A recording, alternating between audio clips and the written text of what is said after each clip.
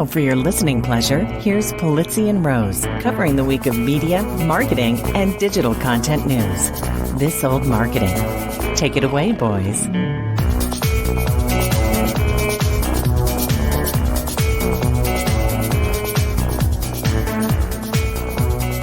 Well, hello, my friends. This is This Old Marketing, proudly brought to you by the Hubspot Podcast Network, the audio destination for business professionals. And I'm Robert Rose, and welcome to episode number 397 of our show for Friday, October 13th. Ooh, spooky, Friday the 13th.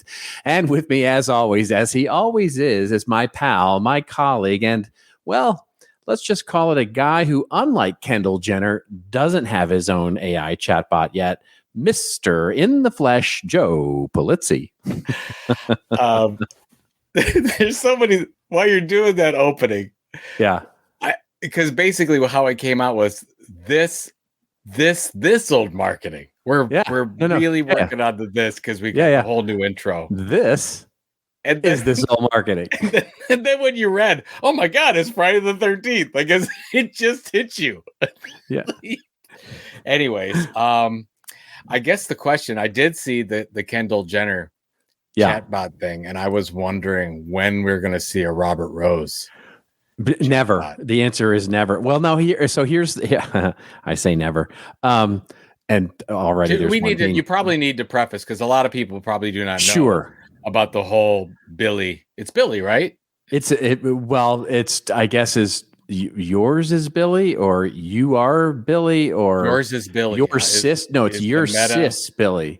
That's the Instagram account. Is yours sis? Yours Billie. is Billie. Is the it's Meta your, AI? It's your sis Billie. Not yours is Billie. I read that thing 4 times, and it said yours is Billie. It's bad. I thought mine was Billie. Yeah.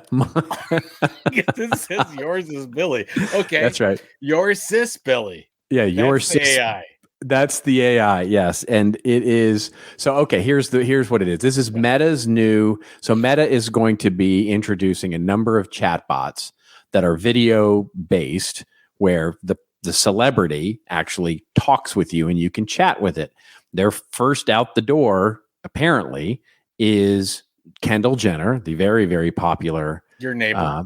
Indeed. Actually, I think she lives across. There's 2 big neighborhoods in our city, and I think she lives in the other one. But anyway, wherever the pretty people live. I digress. Yeah, correct. Anyway, so I went and looked at it. Ooh, that is some creepy shit. I'm just going to tell you, it is just creepy stuff. It's really weird. And just so I'm clear, because I'm not quite clear on it. You sent me a few articles on this. Yeah.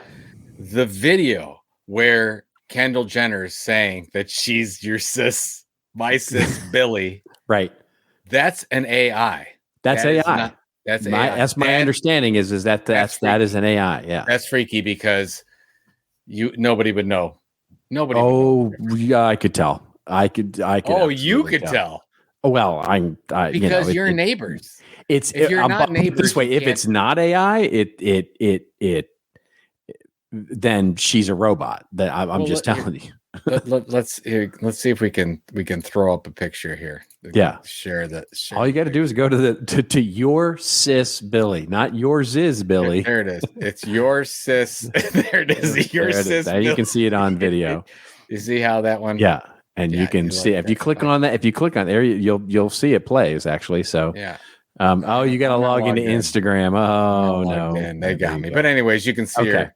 You can see her there. But yeah, whatever. That's fantastic. Anyway, so you asked me if I was going to have my own chatbot. The answer is no, I'm not going to do my own chatbot. And I actually listened to Professor Galloway, who is doing his own chatbot. Did you go to the Prof G's? I have not yet. I did, and I didn't listen to it, which I think you can. But I typed in. I think I asked him the question, do you really think that this is okay to do this?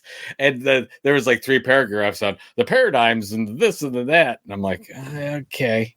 Yeah. I was a little weirded out, to tell you the truth. Well, I don't know if this is breaking news or whatever, but CMI. So of course I write every week for Content Marketing Institute. I write my weekly rose colored glasses column, and they want to test out and have gotten a company to test out reading my blogs, right? So an audio version of my blog posts in my voice. And last week they sent me a sample. They did a fast rendered sample, and there's certainly enough of my voice online to be able to do a fairly deep sample. But they took a quick sample. It was I played it with my wife, and she was like, she goes like, I know that's not you, but man, is that it's scary good. I will tell you that it is scary good. Does it sound like, this is Robert Rose? Did it sound like that? It did not. It did not.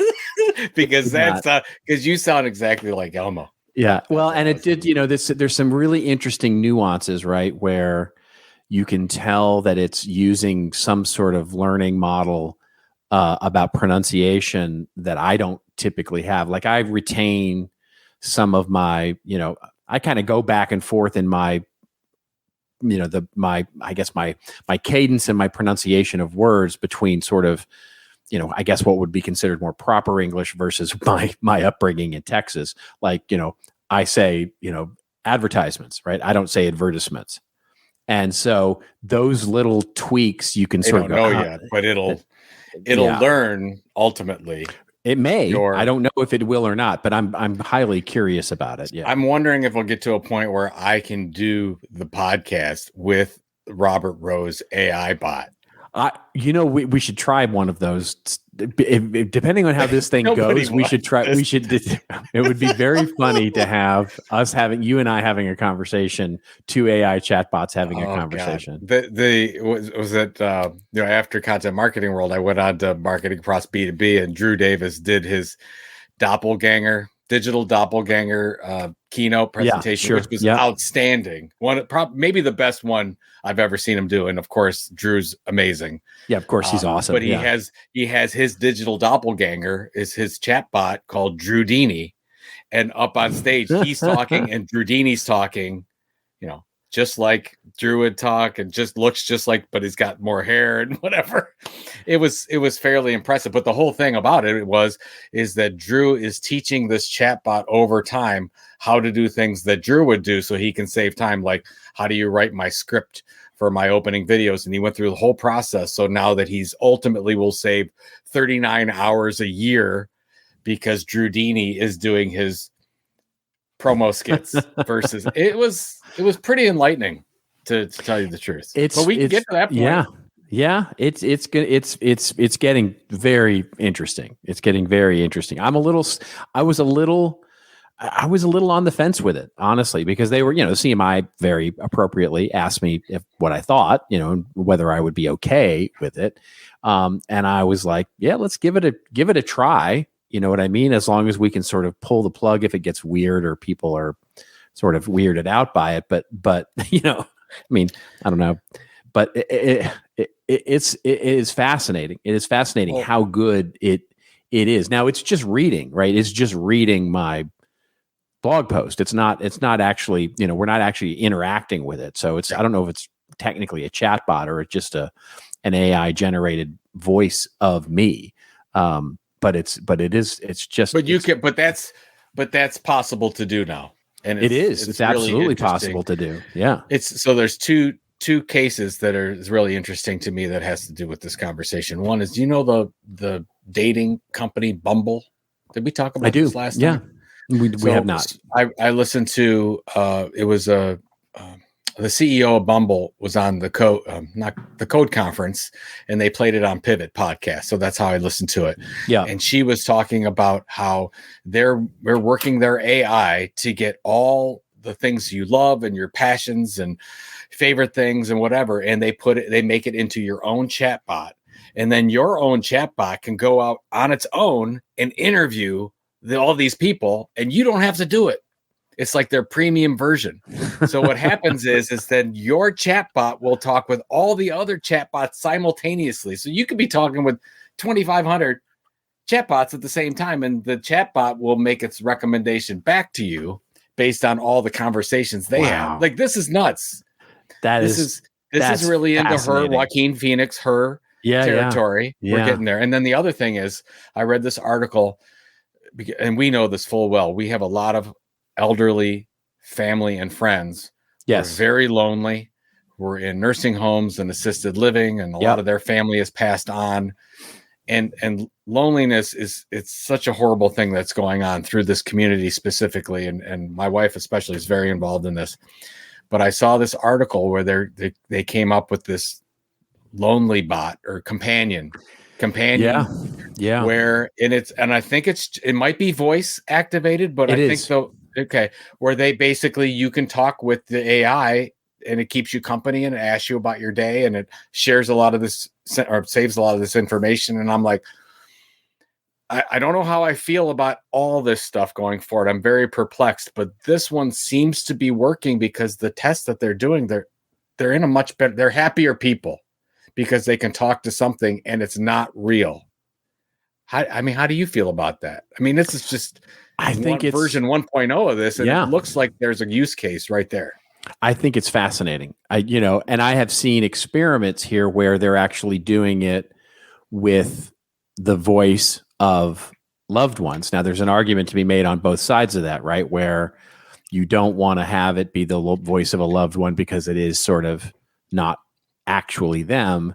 But on the other side of it, it is that it's especially for those that are dealing with Alzheimer's and memory loss, it can be very comforting, right? And even that voice can be very comforting. And you get to the question of, does it matter, right? Does it matter that it's not real? If it makes them feel better, if it makes them feel calmer, if it helps, then does it matter that it's not real? I don't think it does. I think I've heard you do that presentation before. Whether is it real or is it true? It doesn't matter. Yeah. A long time ago, my friend. Thank you for remembering that. Yeah, that was many workshops. I listened to that, and I was always like, "Yeah, I think he might be right." Now you might be right about this one. No one can deny that this thing is going to change a lot of things, especially in marketing. But it's funny how these use cases are just moving around. I do want to mention before we go on that. We're not talking about football. We're not this week. No, we don't have to talk about football. Absolutely zero football this week. No, I wasn't going to talk about football. I was going to say that you were asked for a lot at Marketing Pros B2B because we had a lot of our fans. For some reason, we're heavy.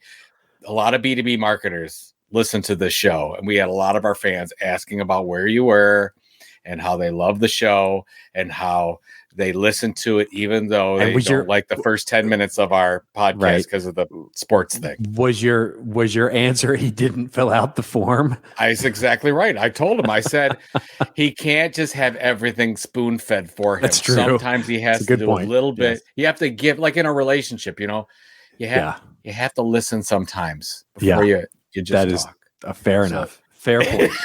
Fair point. And the event I saw online that the event looked lovely. It looked wonderful. I loved the Barbie reference. I loved all the Anne's opening keynote on Barbie. It was really good. Everybody was wearing the pink, and it was that's very cool. And then Drew, it was really good. And more than how these conferences are. Most of it's like there were probably 20 people that you and I are friends with that spoke at that same conference 10 years ago. Yeah, right. Like exactly. We are always sort of, and it was a little bit like homecoming going into the speaker lounge and like, hey, Melody Diesel. Hey, Jay Kunzo's there. Yeah. Hey, there's Chris Penn. It's kind of interesting. But there was no, hey, Robert Rose, because you didn't. Maybe we could do something with the podcast there next year. Maybe we hashtag he didn't fill out the form. Anyways, no football talk. No football talk. We're going to move right into our get really bad for the Browns this weekend. Yeah. Oh my God. But just ouch. All I have to say is hashtag ouch. That's what the thing is that you got shellacked by San Francisco, and the Cowboys are 10 times better team than the Browns.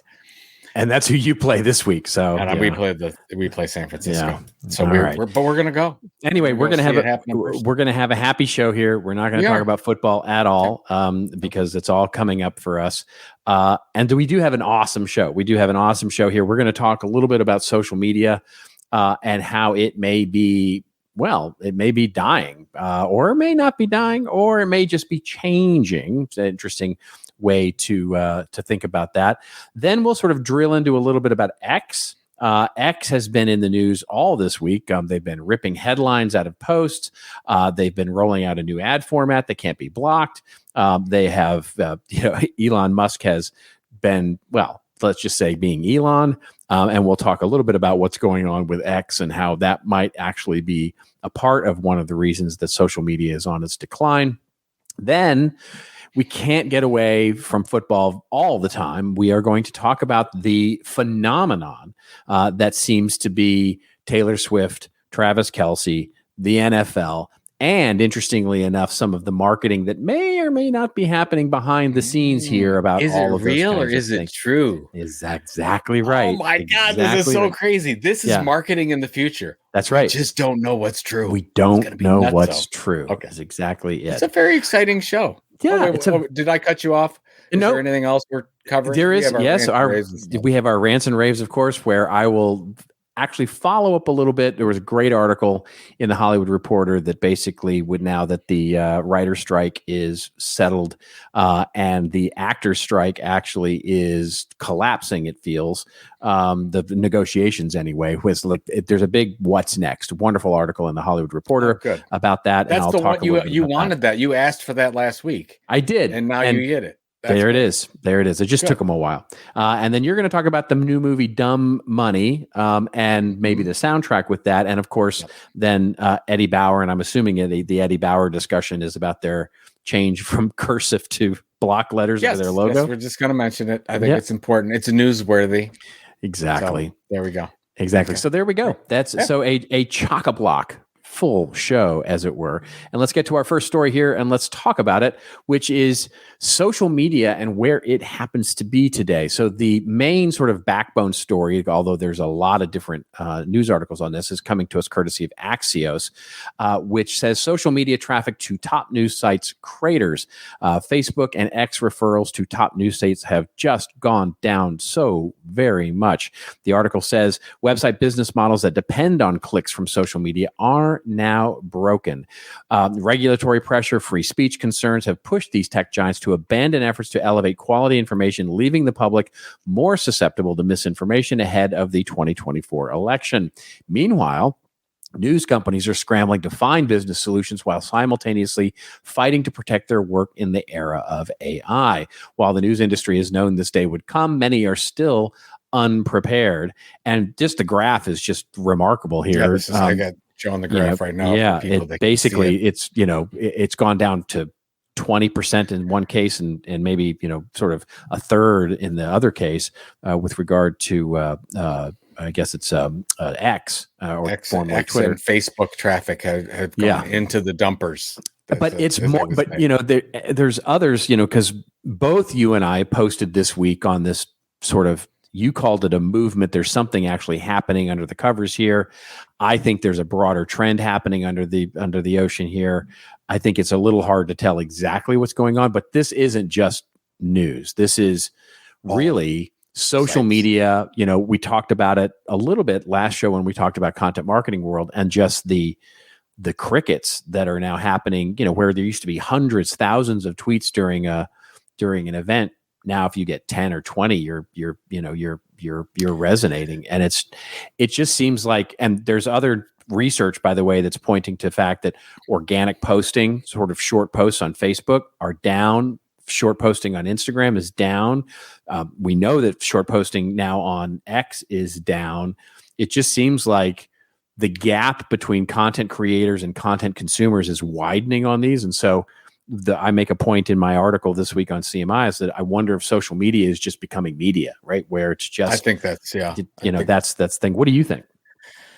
Well, it's funny because I wrote the forward for Katie Brinkley has a great new social media book coming out. We're publishing through Tilt Publishing, and I basically talked about this whole thing where social media has changed, and we must change our social media strategy because engagement is not part of it seemingly anymore. You have, and we see this. We talk about this with TikTok. You have people that aren't doing anything but just viewing stuff on TikTok.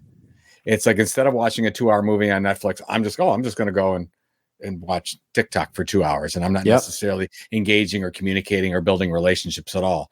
So I think that the article talks about Facebook and X, but you could probably say similar things for LinkedIn and YouTube, and where it's just consumerism at its height, and that's what we're going to see. And I think it does.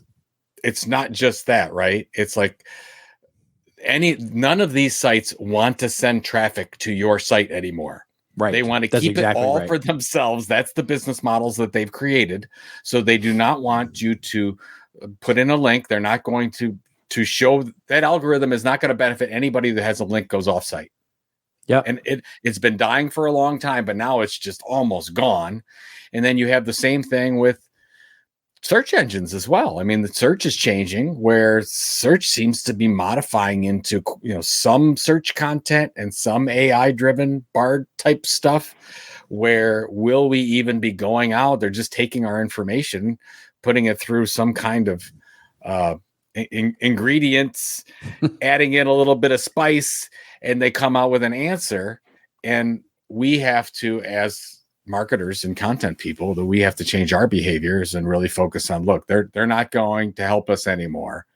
We need to focus on our email. We need to focus on our robust websites. We need to focus on proprietary content, big content, so that it's shared and talked about, so that AI actually reports on some of this stuff when people ask for it. So it's funny. I don't know who, Mark Tennant sent me an email. Friend of the podcast, sent me an email the other day, and he said, I typed into Bard. He uses Bard, so we forgive you, Mark. But he goes through and says, who are the top content marketing influencers in 2023? And I think, I was on there, you were on there, Ann Hanley was on there, a couple other people.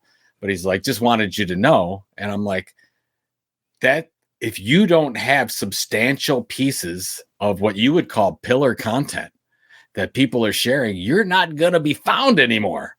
Yeah. Because the results will not show you as an expert unless you prove that. And so I'm a little, I don't really know what to do about all this, but we just have to realize that it's been changing for a while, but it's almost like it's really come to the end of what we knew as social media. Yeah. I mean, the point I make in my piece is that it's what we can clearly see in the data is that people want to be social, because what we can see is in-person events are back in a big way. Yeah. Most of the marketing events that I'm seeing are back at least to mostly pre-pandemic levels, if not even going a little above pre-pandemic levels. We can see digital events, though, not slowing down either. The number of digital events that are happening are still growing, and marketers are still using them. CMI's own research saw that, digital events were the best results producers in the last 12 months and only continuing to grow. So it's not that they don't want to be with other people. It's not that people don't want to be social. It's just for some reason we are, when it comes to social media, we are really, I even notice it in my own behavior. Right. So on LinkedIn, like I'm hardly posting at all to X anymore. Like I literally only maintain my X account just to sort of maintain to see what's going on. Exactly. On the same, same thing. LinkedIn is probably the place I post the most, certainly the place that I interact the most and make comments and stuff like that, because that's about business. And then my Facebook, and this is the real one, where I used to post quite a bit. I used to post quite a bit on Facebook, records and photos and, what I'm watching, and all that kind of stuff. And I just find I'm not anymore. I'm just not. I'm mostly consuming. I like it because I see my friends' content, and there's jokes that go back and forth, and there's sort of inside baseball memes that we pass back and forth. But I'm way more of a content consumer these days on social media than I am a content creator. And so it's just fascinating to me to see, as marketers, we need to create these social experiences, but now we have to do it on our own media platforms. And I think that's the really interesting trend for us to think about as content creators, as marketers, is where can we create these social, community-oriented, audience co-creating level experiences? And that becomes our new strategy, right? Yeah, it's interesting in the, when I started getting into the creator economy thing in 2020, 2021, I was like trying to look at the business models of the content entrepreneurs that were doing this. And almost everyone that was very vibrant had these cohorts. Yeah. Then they had these groups of 20 to 50 people that would get together on a regular basis. And there's a lot of that going on in our, that's whether right. It's in content marketing or marketing in general. Meetups. Yeah. Yeah. That's happening a lot versus where we used to, I used to look at the stream and Twitter, and I had my people that I would follow, and now half of those people aren't even posting like you. That's right. Like, we don't post anymore. And then I see stuff that I would have never expected to see on X anymore. I don't even know what I'm looking. It's like they forgot who I was. Oh, absolutely. And I'm just seeing a bunch of junk. And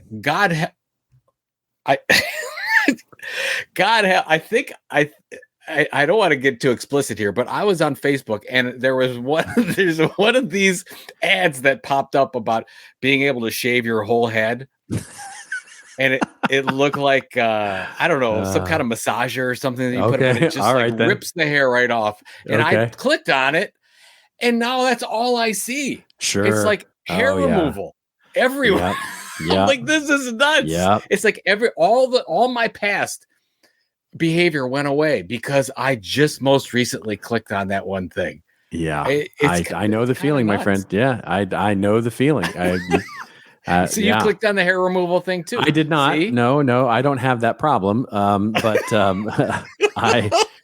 but just other kinds of ads. Let's just say, you make the mistake of either accidentally clicking, and then you're like, and now it's all your feed is filled with that or whatever.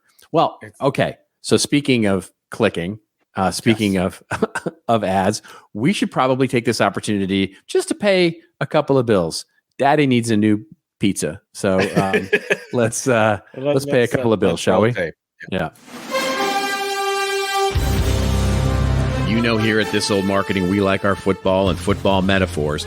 And something magical happens when the third quarter ends and the fourth quarter begins. The energy changes. The fourth quarter is where games are won, where champions are made, and in business, it's where sales teams become legends. That's why HubSpot built Sales Hub, to give sales reps the deal-making tools they need to win in Q4 and close the year strong. Sales Hub's prospecting workspace organizes your schedule, goals, and to-do list all in one place to save your team precious fourth quarter time. Smart sequences help sales reps close deals faster than ever. And with an easy-to-use deal management tool, reps can find, track, and close deals all in one place. Plus, AI forecasting helps you accurately predict future success. That means less hoping for deals and more crushing targets. Put your sales teams on the fast track to winning Q4 with Sales Hub. You can learn more at hubspot.com/sales.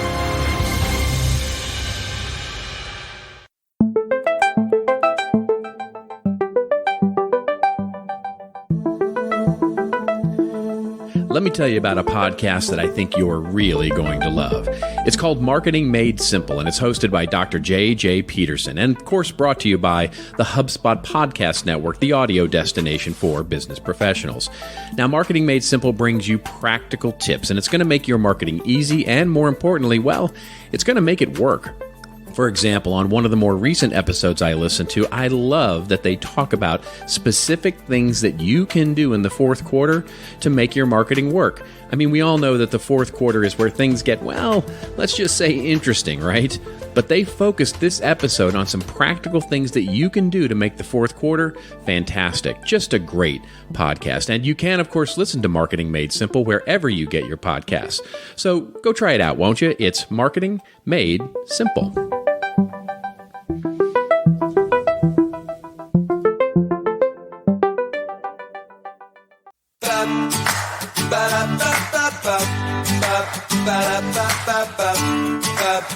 Let me tell you about StreamYard. Yeah, StreamYard. It's the easiest way to create content, and it's right in your browser. You can multi-stream to your social media platforms, host a weekly show with special guests, create webinars, record podcasts with local recordings, create videos, and so much more. I mean, you might even start a show with your friend, and 10 years later, here you are still doing the same darn thing. That's right, StreamYard makes it simple to get professional and polished content every single time. Joe and I have been using StreamYard for This Old Marketing and the YouTube channel, as well as live streaming to LinkedIn. We never knew how easy it could actually be. Just go to StreamYard.com/thetilt and receive a lifetime, that's right, a lifetime discount.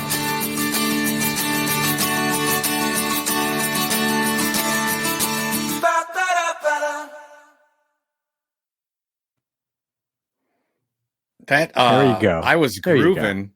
I was grooving to that last. Here's the thing. I'm trying to pick songs that are actually a little bit entertaining.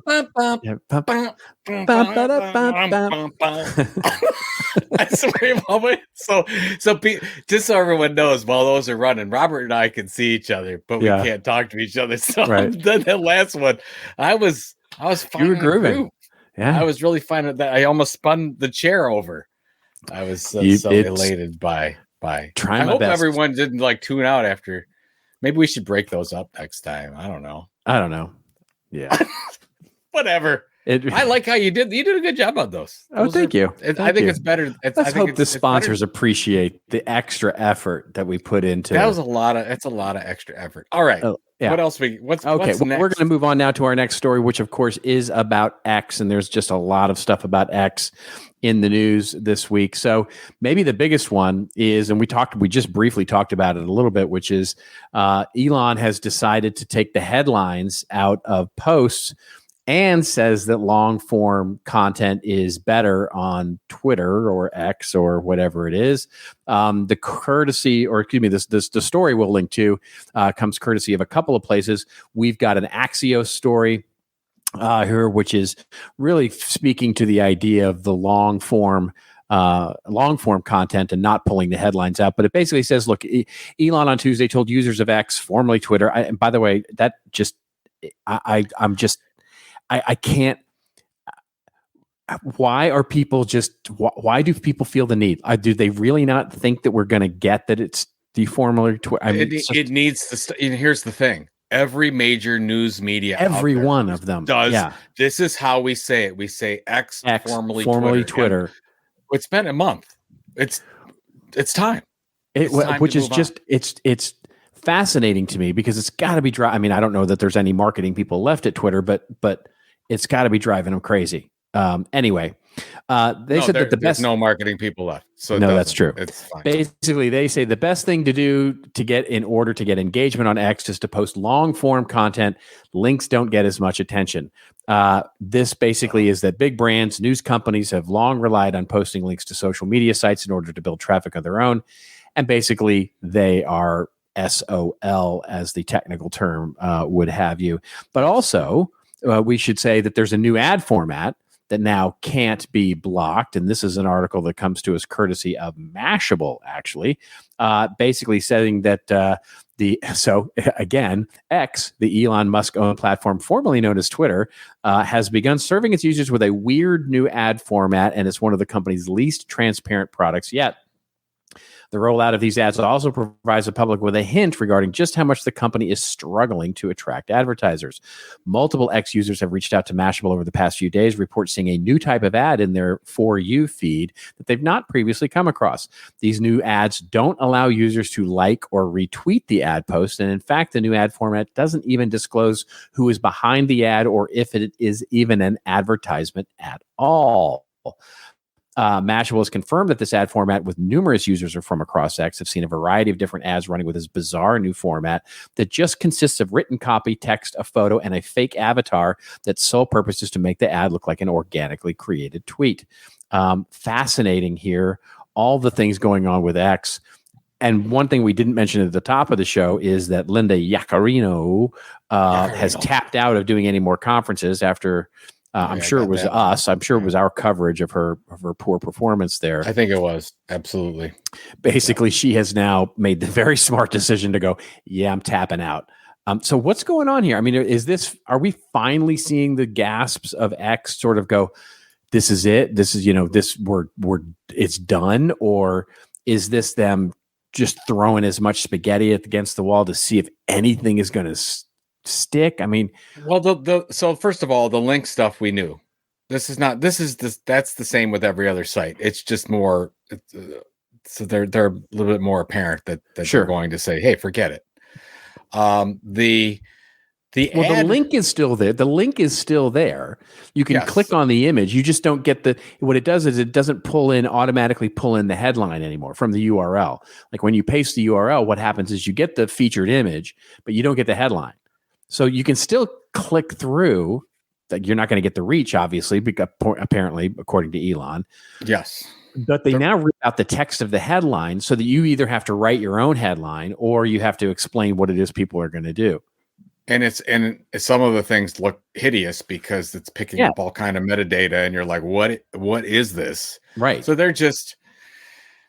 So, anyways, if you're going to use X, formerly Twitter, I need to put that out there. You should not be linking to things because it's not going to get any traction at all. Whether it presents itself or not, you're not going to get traction with it. So that's the one thing.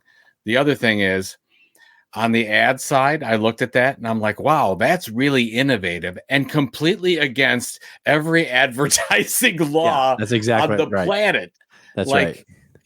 He is basically throwing the middle finger up at anyone who's sent any kind of online advertising standards for years. So I was like, wow, you got to give him credit. He just continues to do things that, shouldn't be allowable to do. Yeah. Well, I mean, I at some point, I think, if this becomes I think if it's just a test and it sort of stays a test, you won't hear much about it. But if this becomes a thing, I have to imagine the FTC would come after that because it's not kosher. I mean, you're not allowed to do that, right? You just not let people know how to figure out who the ad is from until you actually click through. So my 2024 prediction is that Twitter declares bankruptcy protection. I don't think that's true. I think he's going to just continue to fund it.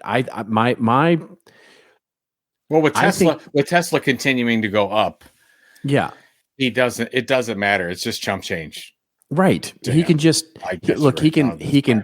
If the banks decide that they're tapping out, right? The banks are going to decide at some point. I have to imagine they're going to take a couple times on the dollar, 70 cents on the dollar or something like that. 60, 70. Never going to get 70 cents on the dollar. Maybe like you to get on the debt. On the dollar. Well, here's the thing, though. What you have to believe is that he's going to continue to pay, right? Which that's the thing I think is pretty well set. I have to imagine that he's going to continue to pay. You mean he's going to continue to pay like he adheres to regardless internet advertising guidelines? You mean correct. That kind of thing? Okay. Correct. So, but I do think he will continue to pay. I think his ego at this point and his wealth at this point gives him an ability and certainly he's shown a willingness to, if the banks tap out, he can either buy the debt or somebody else might buy the debt, and he just continues to pay against whatever the new number is, and is they don't have, like you said very well last week, right? They don't have to make money, right? That company doesn't have to make money. It's a small company for him, and its existential threat is not whether or not it makes enough revenue. He just has to fund it, right? So it can be literally a toy for him. You're right, and I think we talked about it months ago. When he purchased it, actually, I thought he was headed toward X being a payments application. Sure, coming back to back to the PayPal days, but I haven't seen anything related to that happening. So. I'm more interested that we drove Linda Yaccarino away 100%. from any other public events. Actually, it's funny. I think Elon tweeted at Kara Swisher, who runs the code conference that she got. I think he called her the devil. Yeah, he did. So she's a seething source of evil, or a seething source of evil. That's right. Yeah. It's not the devil. A seething source of hate. Of evil. Yeah. Anyways, Linda, formal invitation. You can come to CEX 24 in Cleveland, May 5th through 9th. I will give you a really good spot. I'll be very nice to you because I feel bad. I feel bad that you're in this situation. No one deserves this. We're going to bring you on. Wow, I just don't feel bad for her at all. I cannot feel bad for her. These are just, I mean, if she didn't know that this was exactly what was going to happen. I mean, look, I admire. You mean like the coach of the Cowboys last week? There it is. Oh, see what you did? I'm sorry. I have no room to say anything. We don't even have a quarterback right now. Yeah. So, all right, we're just gonna back that up a little bit. Exactly. Let's go back. And you were saying, as I was saying, yes, with Linda. I've lost my point. You completely. So basically, yes. I don't feel bad for her. I don't feel bad for her. If she did not know what she was getting into when she entered into this whole adventure, look, if she is basically saying, I'm going to stick it out because for the money, for the reputation, for the whatever it is that is keeping her motivated to stay there. Again, as I said last week, that's on her. Yeah. And so I can't feel bad for her because everybody said this was exactly what was going to happen. It wasn't like, oh, this is so surprising that she's being caught unawares by what a jerk, Elon is being. Do you think she regrets? Okay, I know you need to move on, but do you think she regrets her decision?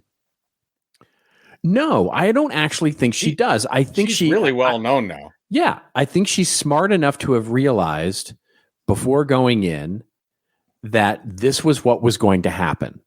Now, did she overestimate her ability to position things?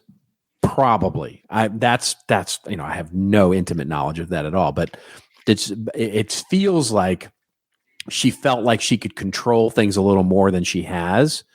And she said, look, I know I'm going to get pelted with stones and sticks and virtual, fruit from the audience. And I'm going to deal with that. And it's going to be okay because I can control this for a certain amount of time, do what I can do to move the needle on Twitter and turn it around and then fade off and go do something, go do a big job. Right. Not unlike maybe a Melissa Mayer, when from Google and went to Yahoo and did that whole thing. But, I just think that I just think it's gotten out of control now. It's just out of control. Linda, you can come to CEX in Cleveland. There it is. We'd love to have you, and we won't be mean. No, to you. No, there's no reason to be mean. Robert will interview you. It'll go, but you have to wear your couch pants. No. All right. Remember the couch pants? I was just looking at them. Look at the couch pants. Those are, you just can't get those. Those some kind of leathery material. I'm going to guess it's real leather. Yeah, I'm going to guess it's real. But the glasses are wonderful too. It's got like Drew Davis glasses on. Yeah, well, that's the thing these days, right? Bold glasses are like a fashion choice these days. I can't rock the glasses. It's just not me. All right, let's move along to a fun story. This is really fun for us to talk about because it combines so many wonderful things that we care about: marketing and content and media and of course football. So the story here comes to us courtesy of QZ.com. Which basically says that Ryan Reynolds, so there's a lot to unpack here. Ryan Reynolds knew Taylor Swift was the key to a State Farm marketing stunt. So for those of you who don't know, Taylor Swift, the amazing, huge, very, very popular singer, has been dating, then put that in rock and roll quotes for a moment, Travis Kelce, the tight end for the Kansas City Chiefs.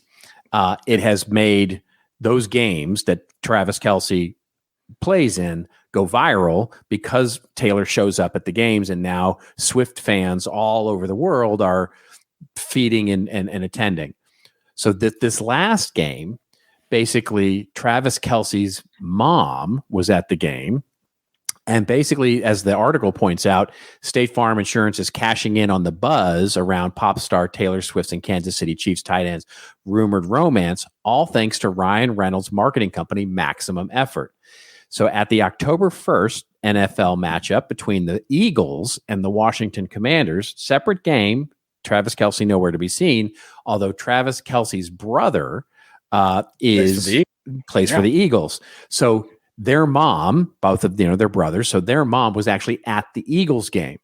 And so at the Eagles game, like they're doing with Travis and Taylor, when they go up to the box and they go, "Oh, Travis, Taylor Swift is here," they actually did the same thing to the Kelce's mother, and who was sitting next to her but the Jake from State Farm, the sort of mascot, TV mascot from State Farm.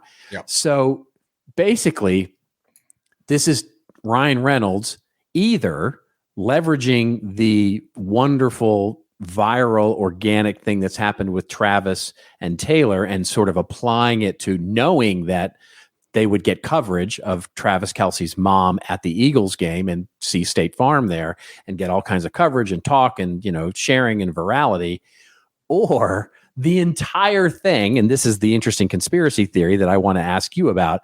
The entire thing, including Travis and Taylor Swift's relationship, is actually driven by Ryan Reynolds and his company, Maximum Effort. And all of this is a very well orchestrated marketing campaign for multiple clients. So what do you think about all that?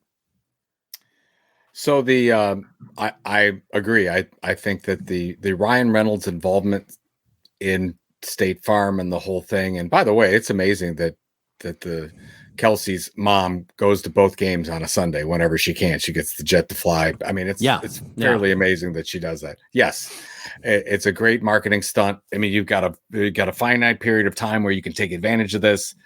Probably by next week, it's old news. But right now the question you ask is Ryan Reynolds putting together Travis Kelce and Taylor Swift? Right. That's what you're asking me. That's the conspiracy theory that you want me to buy into. Well, I'm not sure I need you to buy into it because, and by the way, it's not my conspiracy theory. It's one that's running around the internet a bit right now. So I didn't make it up. It's not my origination. I'm just reporting. I'm reporting what I see, my friend. I would like to think that the relationship stands on its own merits. Yeah. But I am wise to the ways of marketing, sir. And I know that this has been done before, and it could be a possibility. For a little shim sham, a little flim flam, a little shim sham, flim flam that Ryan's been playing. I don't think so, but I wouldn't put it past what the kinds of marketing campaigns that Ryan likes to be a part of. He probably loved the challenge, and I think Kelce would be absolutely up to it. I don't think Taylor would. Well, I don't think she's up there. I don't think she's going to. She doesn't need the publicity, right? She does. Absolutely, this would be her either getting paid or she doesn't need the money. She definitely doesn't need the money, and she doesn't need the fame. I mean, there's a wonderful meme going around on social media right now where, basically Swift fans are asking their male counterparts, right, whether it's their husbands or boyfriends or friends or whatever, like, do you think that basically it's really good for this Travis Kelce guy that Taylor Swift is raising his profile, and the reactions from men are like, what are you kidding me? He's like one of the best and most famous tight ends in football, and it's like it's a very funny. But now he's one of the more famous celebrities out there. Hello, right? I mean, he's and top 10. By the way, definitely has designs on getting into show business. I mean, there is zero doubt in my mind that Travis Kelce has his agent is amazing and rich because he's in every other commercial. Yes. It's really him and whoever represents him and the Mannings. I'm like, come on, they are everywhere. That's right. It's kind of nuts. But yeah, I think that the most important thing to Taylor Swift is her character. Yeah, and anything that would hurt that she would not want to be a part of. So here's why I buy the story. Okay. Here's why I buy the story. So remember that one of Taylor Swift's really good friends is Blake Lively, and of course Blake Lively is Ryan Reynolds. Wonderful, wonderful, lovely wife. Two very ugly people. Yeah, exactly. Very ugly people. Oh my gosh. I have mad crush on Blake Lively for so long. Anyway. I have mad crush on Ryan Reynolds. So. Well, yeah, that too. I mean, totally. Anyway. Yeah. Anyway. Yeah. But we digress. Yes. So I buy the idea that Ryan Reynolds and Maximum Effort want to raise the profile of Travis Kelce for his eventual foray into show business, leveraging basically a marketing benefit for the NFL, because by the way, the sales of his jersey, the sales of tickets, the ratings on Kansas City Chiefs game, everything's going through the roof now because Taylor Swift fans are actually tuning in, and it's reaching a new demographic into the NFL, which is the NFL desperately wants. And the sort of machinations around that, in other words, State Farm gets a little love, I'm sure there will be other brands that get a little bit of love through all of this and leverage all of that. I could very well see Taylor playing along with this. There's no reason for her not to play along with this. And so I kind of buy it. The only thing that prevents me from buying it 100% is that I don't understand what Taylor gets out of it. Right. That's it. There's no upside for Taylor. There's no upside unless she really wants to do a favor for Travis Kelce. That's right. That's it. There's nothing. It's not. I agree with your take on there's something much bigger for Travis Kelce, but there's no way that Taylor's playing along. That's right. And it could be that it's an organic relationship between the two of them, and that Ryan Reynolds is using that as a mechanism, right? So both things, I guess, could be true. Is that if we look at it that way, love can happen, Robert. I know sometimes you don't believe that, but this is real. Celebrity love is real. Romance. Come aboard. We're expecting you. The love boat. All right. Anyway, got a whole nother verse there. You can't go right into the. Yeah, I know. Whatever. I know. Anyway, moving along. All right. Let's get to our rants and raves section, shall we? Where Joe and I go off on a little bit of a rant or a little bit of a rave that makes us feel like, I don't know, like we're Kendall Jenner in a chat AI bot, or we're feeling like we're actually in person and smiling and laughing and all that sort of thing. So you want to go first, or shall I go first? Mine is relatively quick, but if you want to go first. I would like to hear your take. Okay. On what has happened. So this is really short. Basically, as you all know who've listened to the show, I'm following along with the writers and the actors and the striking and the business, and have been pretty closely following along the entire way. And there's a wonderful article, and of course we'll link to it in the show notes, in the Hollywood Reporter this week, what basically says, now what? Right? Now what? And the article basically starts by saying the 5 crises confronting a post-strike Hollywood. And they're really looking at this as a post-strike, in other words, post both writers and actors here. And by the way, as we literally go to record this week's show, the actors' negotiations with the producers have completely collapsed. And I think this is, and again, I don't have any intimate knowledge here, but my guess is that it's the streaming residuals. I think the actors basically went, you know what? Let the actors try and negotiate for this, because we're done and we want to we want to get what we got. And I think the actors are sort of sticking on this thing. And I think it's, if they continue to stick, I will predict, I do not believe that the producers and the companies will allow for this, the streaming residuals based on popularity of show and making all that data available. But the article goes through sort of the ideas that we've talked about forever. Like, one, streaming is a lousy business. It's just not a very good business. I disagree with that. It's just not the business that we all thought it was going to be. In other words, it goes back to something we've talked about many times on this show, is that streaming is a fine business, but you have to right size your expectations about the kind of business that's what's going on right now. You're right. Exactly right. It's right sizing it, right? And so all of this means that pay is going to equalize, right, across the board as budgets equalize. And, as I've said many times on this show, be careful. The actors and writers need to be careful what they ask for, because they might just get what they want, which is more money, but less productions. So you can argue that, well, they were already going to face less production. So the good thing that they got more money when they could. Okay, fine. But it does mean that the widening of the gap between those that succeed in Hollywood versus those that the long tail just got a lot shorter, put it that way, of people working as writers, actors, all the way down the line, right? All the way down to the gaffers, to everything, else in production. We'll see about the Taylor Swift movie, which opens up, but they basically make the point that that even Taylor Swift can't save theaters. Maybe that's true.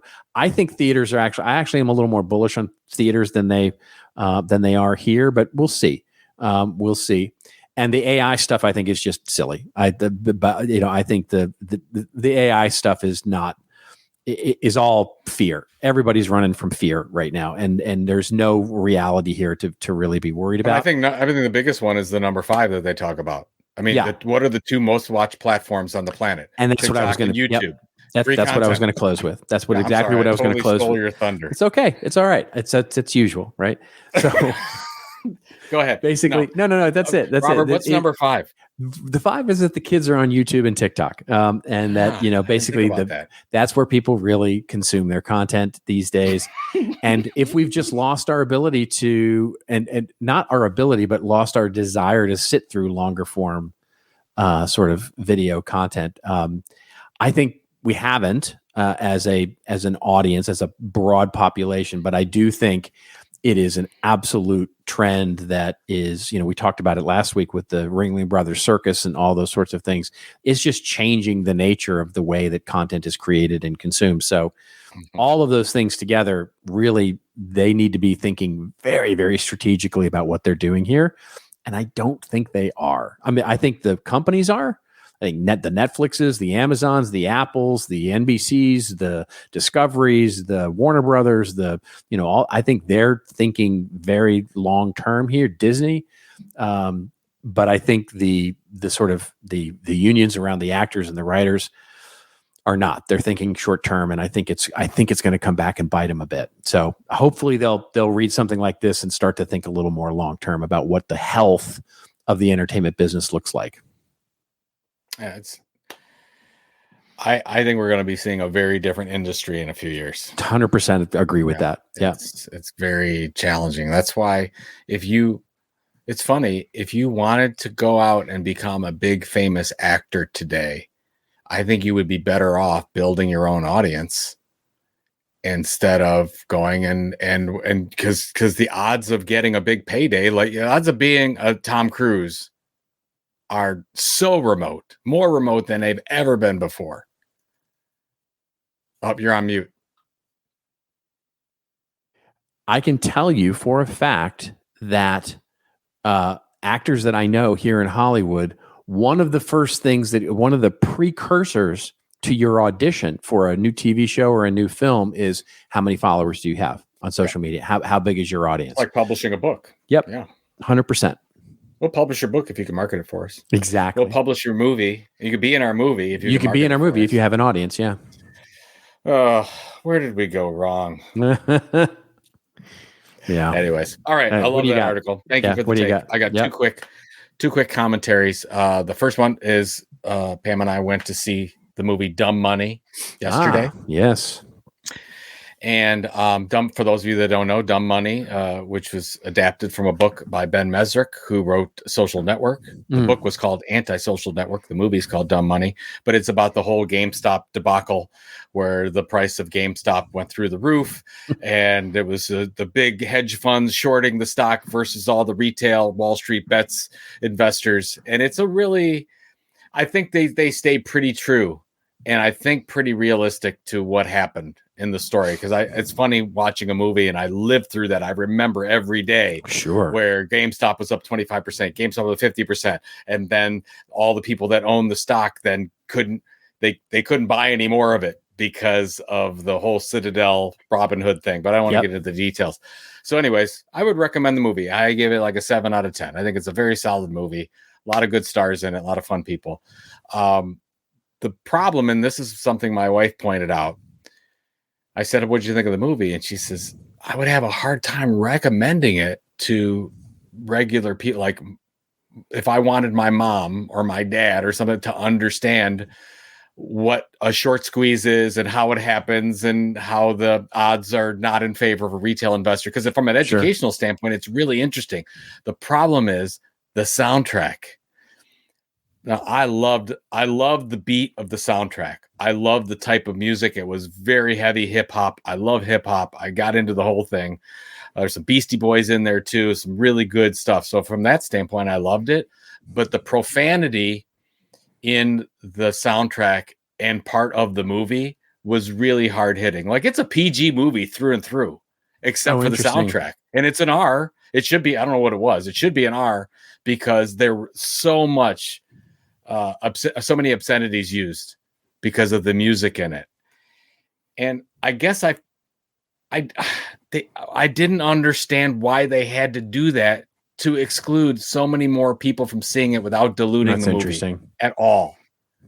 And I didn't get that until I left and I said, yeah, like I would have recommended my parents or some of my friends to go see it, except I know if you're really conscious of language, you would get turned off right away and you'd walk out. It was that bad.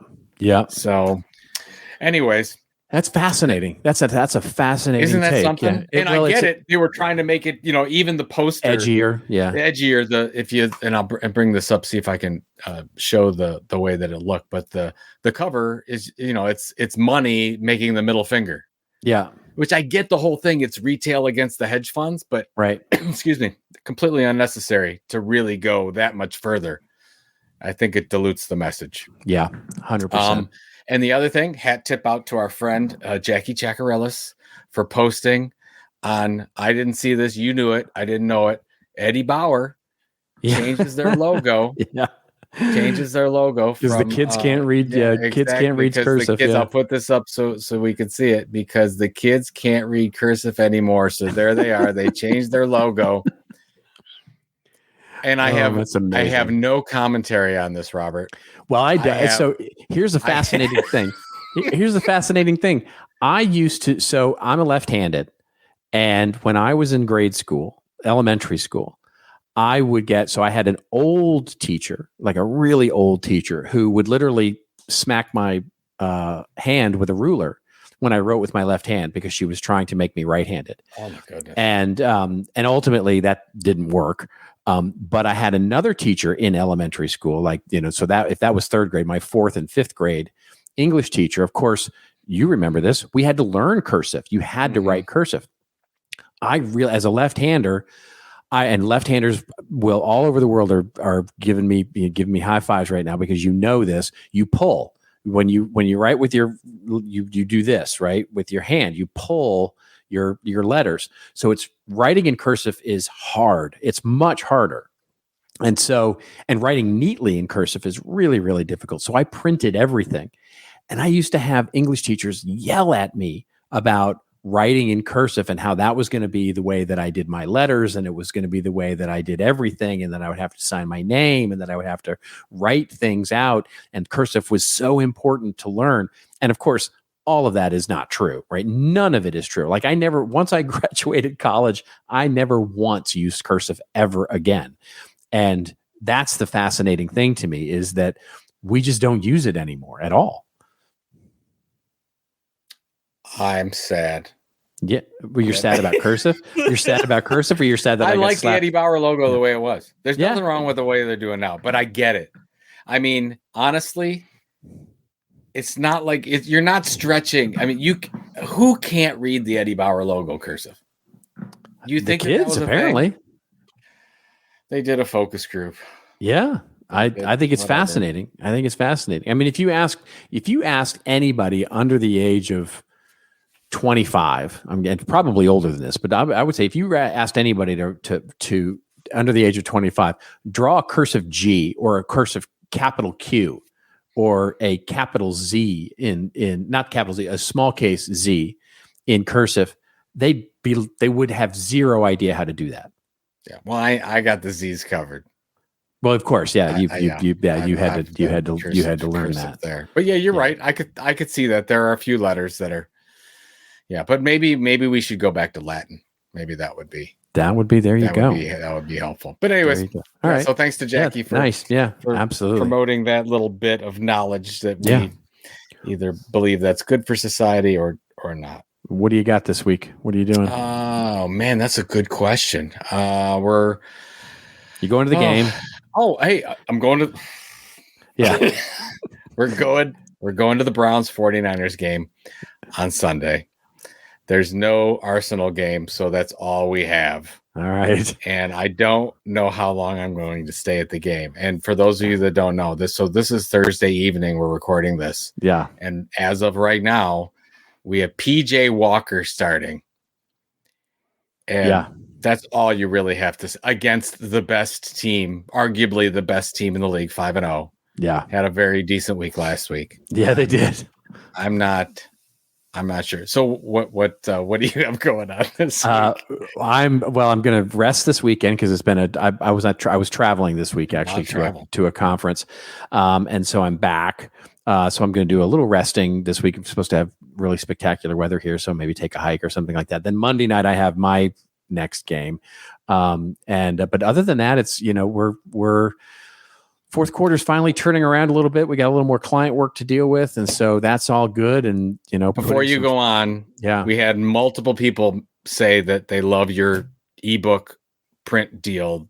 So pitch out your book right now. Oh, yes, of course. There's the book. Yeah. So if you go to koganpage.com, you can actually buy the book and get the ebook as a package. Right. And so it's a much better deal than you'll get from Amazon. Honestly, I didn't know about it. Right. So I would have been shouting it from the rooftops, but I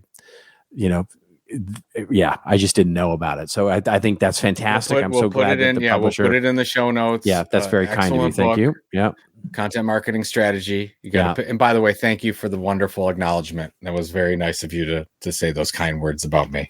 Well, it's true. So, you know what it is. It's fun. Yeah, it's fun. Well, I like your book. I mean, like, I wanted to do really well because we've been through this together for I was just time. and this is I promise we'll get out of here, but I was just on Doug Burdett's marketing book podcast. It's a fantastic podcast, and he played me your testimonial, which of course was just for you all to know. If you don't listen to that podcast, Joe's testimonial was, do I really have to do this? I mean, God knows I get to talk to him too much as it is, but I mean, God, it was lovely. I thought Doug really, I'm glad that came off well. Yeah, he's like, can you give this? I said, I give you better than a testimonial. I give you real life. Yeah, that's what I'll give you. So, all right, everybody, thank you so much for hanging in there with us. Until we see you next week, well, just remember, everybody, it's your story to tell. Tell it well. We'll see you next week on This Old Marketing.